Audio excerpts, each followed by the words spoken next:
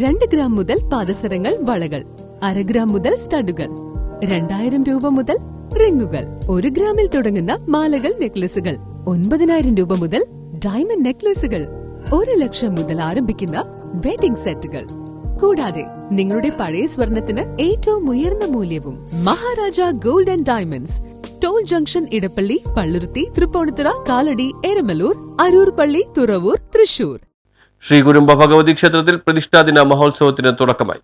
കഴുത്തുമുട്ട് ഏരീപുരം ശ്രീകുരുംബ ഭഗവതി ക്ഷേത്രത്തിലെ 15ാമത് പ്രതിഷ്ഠാദിന മഹോത്സവത്തിന് തുടക്കമായി. രാവിലെ നിർമാല്യം, അഭിഷേകം, മലർ നിവേദ്യം, അഷ്ടദ്രവ്യ മഹാഗണപതി ഹോമം, ഉഷപൂജ എന്നിവയുണ്ടായിരുന്നു. തുടർന്ന് ഭാഗവത പാരായണവും നടന്നു. 8:30 പ്രസാദശുദ്ധിയും 9 ചതുശുദ്ധി, ധാര, പഞ്ചഗവ്യം, പഞ്ചകം എന്നീ കലശപൂജകളും അഭിഷേകവും നടന്നു. 10 നാരായണീയം നടന്നു. 10:30 ഉച്ചപൂജ.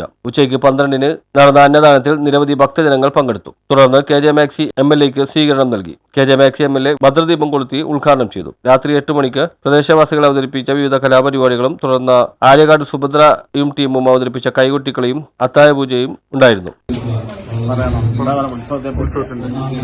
ഏരീപുരം ശ്രീകുരുംബ ഭഗവതി ക്ഷേത്രത്തിലെ ഈ വർഷത്തെ പ്രതിഷ്ഠാദിന മഹോത്സവം സമാരംഭിച്ചിരിക്കുകയാണ്.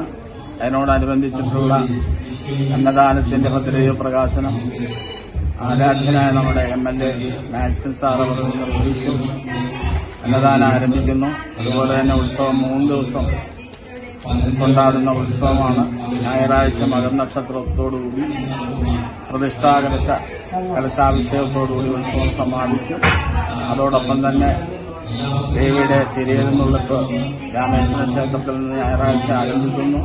ഉത്സവം 29 സമാപിക്കും. ക്ഷേത്രം ഭാരവാഹികളായ president AP Lohithakshan, secretary G Rajan, treasurer AP Komalan, Mala Samajam president Raji Nandakumar, Mala Samajam secretary Sreelekha Jayaraj, Mala Samajam treasurer Rajitha Naveenkumar എന്നിവർ പരിപാടികൾക്ക് നേതൃത്വം നൽകി. ക്ഷേത്രം തന്ത്രി ബ്രഹ്മശ്രീ വൈക്കം പുഷ്പദാസ്, ക്ഷേത്രം മേൽശാന്തി വിപിൻ എന്നിവർ ചടങ്ങുകൾക്ക് കാർമ്മികത്വം വഹിച്ചു. 16ാമത് പ്രതിഷ്ഠാ മഹോത്സവമാണ് ഇവിടെ തുടങ്ങുന്നത്. വളരെ സന്തോഷമുണ്ട്. നമ്മുടെ പ്രദേശത്ത് ഒരു ക്ഷേത്രം അത് പൂർവാധികം നല്ല പ്രതിഷ്ഠാ മഹോത്സവം എല്ലാ വർഷവും നടത്തി വരുമ്പോൾ ഈ പ്രദേശത്തെ ജനങ്ങളുടെ ഐക്യവും സ്നേഹവും എല്ലാം ഒരേപോലെ കൊണ്ടുപോകാൻ കഴിയുമെന്നുള്ളത് ഏറ്റവും പ്രധാനം. ഈ പ്രദേശത്ത് ക്ഷേത്രം വന്നതോടെയാണ് ഈ പ്രദേശത്തിന്റെ ഒരു വികസനം വന്നത്. ആ ഏറ്റവും മനോഹരമായ പ്രദേശമായി നമ്മുടെ പ്രദേശത്തെ നമുക്ക് മാറ്റാൻ കഴിയും.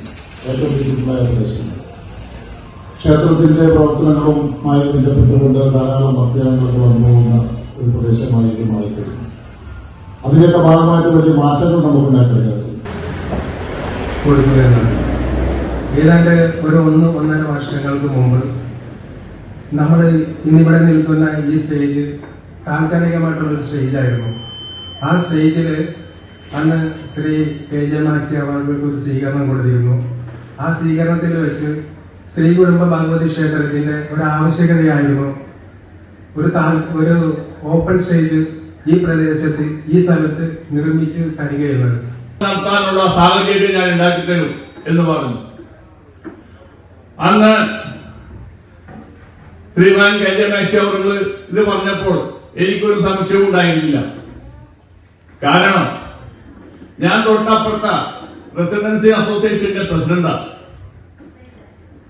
2022 കാലത്ത് ആ ഈ കഴുത്തമുട്ട് മുതൽ ഓളക്കണ്ടത്തിന്റെ പകുതി വരെ വരുന്ന ഭാഗം ഭയങ്കരമായ വെള്ളക്കെട്ടു നിന്ന ഒരു സന്ദർഭം നിങ്ങൾ എല്ലാവരും ഓർക്കണം എന്നാണ് എനിക്ക് തോന്നുന്നത്. News bureau, Thoppumpady.